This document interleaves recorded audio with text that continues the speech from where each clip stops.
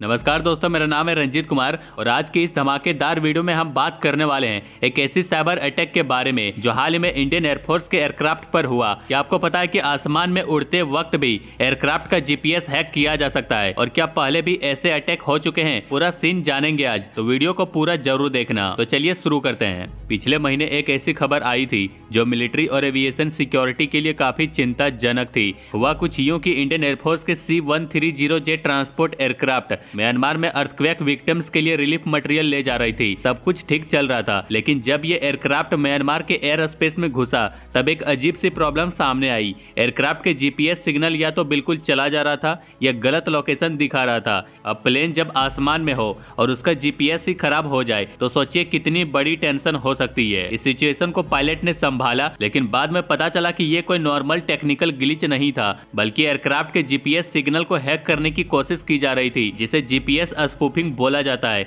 नाम बड़ा अजीब लगता है, लेकिन काम उससे भी ज्यादा डेंजरस है। इसमें होता यह है कि कोई इलेक्ट्रॉनिक डिवाइस या सिस्टम एयरक्राफ्ट को झूठा जीपीएस सिग्नल भेजता है, मतलब असली लोकेशन को छुपा के गलत जगह का सिग्नल दिया जाता है। ऐसे में एयरक्राफ्ट का नेविगेशन सिस्टम कंफ्यूज हो जाता है और पायलट को समझ नहीं आता कि वो असली में कहाँ है। लेकिन पायलट ने तुरंत अपना बैकअप सिस्टम एक्टिवेट किया, जिसका नाम है इनर्शियल नेविगेशन सिस्टम। ये सिस्टम बिना जीपीएस के सेंसर और एयरक्राफ्ट के मूवमेंट से लोकेशन बताता है, मतलब ये जीपीएस स्पूफिंग वाले सिग्नल से बिल्कुल अलग काम करता है। इस वजह से एयरक्राफ्ट को सेफली लैंड करा लिया गया। जब पहला एयरक्राफ्ट ने ये प्रॉब्लम फेस की तो बाकी के पायलट्स को भी बता दिया गया कि म्यांमार की तरफ आते वक्त ऐसी दिक्कत आ सकती है। पूरे ऑपरेशन ब्रह्मा के दौरान टोटल 6 एयरक्राफ्ट म्यांमार गए थे, उसमें से ज्यादा एयरक्राफ्ट ने ये प्रॉब्लम रिपोर्ट की। 29 से 30 मार्च को 5 एयरक्राफ्ट यंगुन और नेपिदौ गए थे और 1 अप्रैल को मेंदाले गया था। ये ऑपरेशन इंडिया ने म्यांमार में आई भयानक अर्थक्वेक के बाद हेल्प के लिए चलाया था। अब सबसे बड़ा सवाल ये है कि ये काम किया किसने?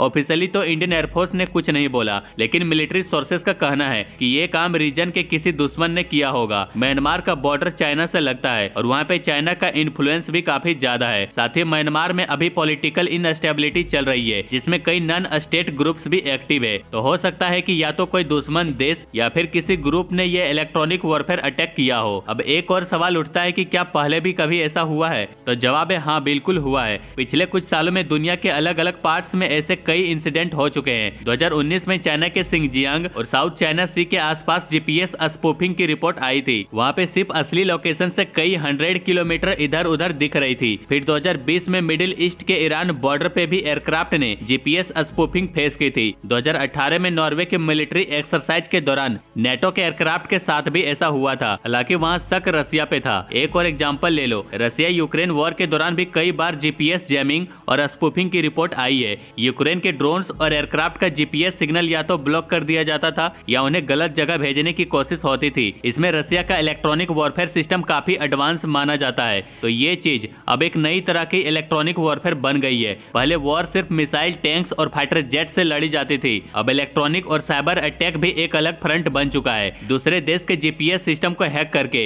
एयरक्राफ्ट को कंफ्यूज करना एक मॉडर्न वॉरफेयर का हिस्सा है। इसमें मिसाइल या गन चलानी भी जरूरी नहीं होती, बस दूसरे देश की टेक्नोलॉजी को डिसरप्ट कर दो। अब इंडियन एयरफोर्स के एयरक्राफ्ट में अच्छी बात यह है कि उनके पास इनर्शियल नेविगेशन सिस्टम होता है जो बिना जीपीएस के भी एयरक्राफ्ट को सही जगह ले जा सकता है। लेकिन अब एक्सपर्ट का कहना है कि हमें अपने एयरक्राफ्ट में एंटी स्पूफिंग टेक्नोलॉजी लगानी चाहिए जो ऐसे फेक सिग्नल को पहचान सके। साथ ही पायलट्स को भी रेगुलर इलेक्ट्रॉनिक वॉरफेयर की ट्रेनिंग देनी चाहिए ताकि ऐसी सिचुएशन में बिना पैनिक किए एयरक्राफ्ट को सेफली हैंडल कर सके। ये इंसिडेंट सिर्फ एक इमरजेंसी रिलीफ मिशन के दौरान हुआ। सोचिए अगर ये किसी कॉम्बैट ऑपरेशन के वक्त होता तो कितनी बड़ी प्रॉब्लम हो सकती थी। इसलिए मिलिट्री एक्सपर्ट इस इंसिडेंट को एक वार्निंग के रूप में देख रही है कि रीजन में इलेक्ट्रॉनिक वॉरफेयर का यूज बढ़ रहा है। पहले चाइना, ईरान और रसिया के आसपास ऐसे इंसिडेंट होते थे, अब साउथ ईस्ट एशिया में भी आने लगे हैं। आखिरी बात यह है कि आजकल के जमाने में सिर्फ दुश्मन की सेना या फाइटर जेट से खतरा नहीं होता, बल्कि बिना कोई गोलियों की आवाज के भी इलेक्ट्रॉनिक और साइबर अटैक से देश की सिक्योरिटी को नुकसान पहुंचाया जा सकता है। और जीपीएस स्पूफिंग उसका एक जिंदा एग्जाम्पल है। इसलिए इंडिया को अपनी मिलिट्री टेक्नोलॉजी को और ज्यादा सिक्योर करना होगा ताकि आगे ऐसी किसी इलेक्ट्रॉनिक वॉर में हम पीछे ना रहे। एक डिफेंस एक्सपर्ट का कहना था कि हमें अपने एयरक्राफ्ट एयरक्राफ्ट में modern anti jamming anti spoofing device लगानी चाहिए। ये टेक्नोलॉजी ऑलरेडी इजराइल, यूएसए और रशिया के पास है। हालांकि इंडिया भी इस पे काम कर रहा है, लेकिन अब इस स्पीड को बढ़ाना होगा। ये बात भी समझना जरूरी है कि अब हर मिशन पे पायलट को ये मालूम होना चाहिए कि जीपीएस सिग्नल कभी भी बंद या गलत हो सकता है और उन्हें बिना जीपीएस के भी एयरक्राफ्ट को सेफली लैंड कराने की प्रैक्टिस होनी चाहिए। इंडियन एयरफोर्स के पायलट ऑलरेडी काफी ट्रेंड होते हैं, लेकिन इस तरह के नए थ्रेट के लिए उनका अपडेटेड ट्रेनिंग लेना भी जरूरी हो गया है। तो दोस्तों, ये था पूरा मामला म्यांमार वाले जीपीएस स्पूफिंग का। देखने में काफी छोटा लगता है, लेकिन असल में ये बड़ी वार्निंग है और हमें अपने एयरक्राफ्ट और सिस्टम को इस नए जमाने के इलेक्ट्रॉनिक अटैक से बचाने के लिए तैयार रहना होगा। इंडिया के मिलिट्री मॉडर्नाइजेशन पर अपडेट्स के लिए बने रहिए। बाकी लाइक एंड सब्सक्राइब जरूर करें।